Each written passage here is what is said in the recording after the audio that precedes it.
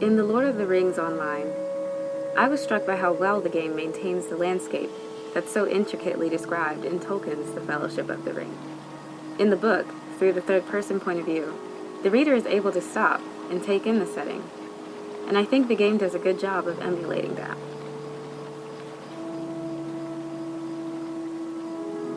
I unfortunately didn't film as our fellowship attempted to group together before beginning the actual instance, Take Back Weathertop. But here you can see the hills and how the landscape can easily become confusing.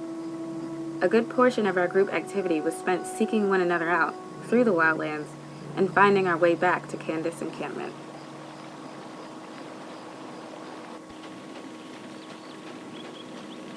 The game enabled us to experience the exact same confusion that Aragorn and the team faced in heading to Weathertop. In the novel, Frodo asks, "But surely, we were hoping to find Gandalf there."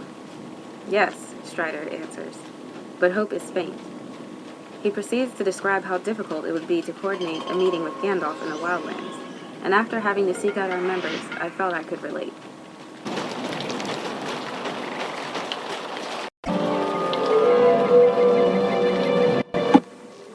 Now, with regards to point of view in LOTRO, the MMO world has this beautiful way of creating a personal yet universal experience. Our fellowship could simultaneously experience the exact same instance with the exact same enemies, and yet our screens each showed different perspectives as it followed our experiences individually.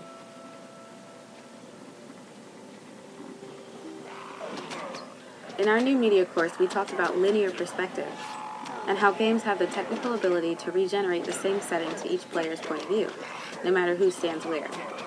But I think it goes beyond technical ability. Each experience becomes unique as we collaborate together, playing our separate roles, problem solving, and making memorable blunders that makes my experience, and our experience as a fellowship, different from other fellowships who do the Take Back Weathertop quest.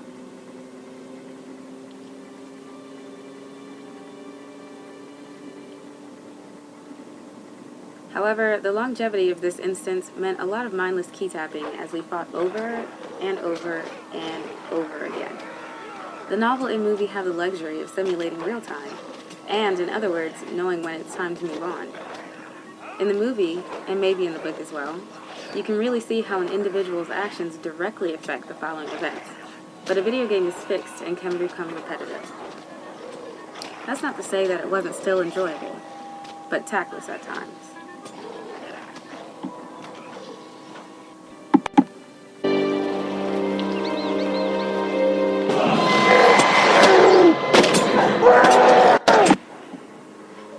Unfortunately, the Fellowship of the Ring movie pales in comparison to the novel and the game.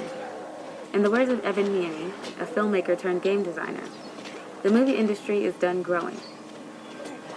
Though the action in the movie is well shot, it has less of an ability to engage point of view well in such a personal and still communal way.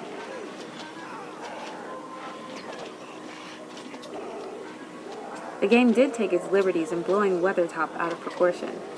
However, close-ups or not, the movie just lacks in making it personal. I also have to add that the movie just doesn't do the landscape much justice. Weathertop in the movie is pretty much just a small, cute, misty hill.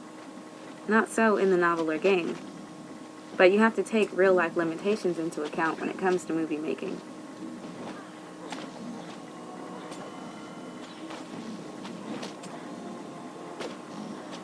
While Aragorn's absence at the onset of the attack in the novel and the movie may have been a convenient plot ploy, any absence of members during the game was a huge inconvenience.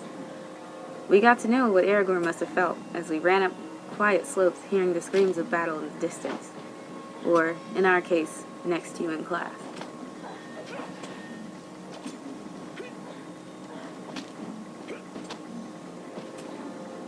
What I really appreciated about the game was the ability to move outside the narrative to make it truly your own. What Jesper Juhl calls emergent narrative. The novel somewhat mimics the idea of emergent narrative with its occasional poetry breaks, but hands down, impromptu MMO dance parties are much more productive.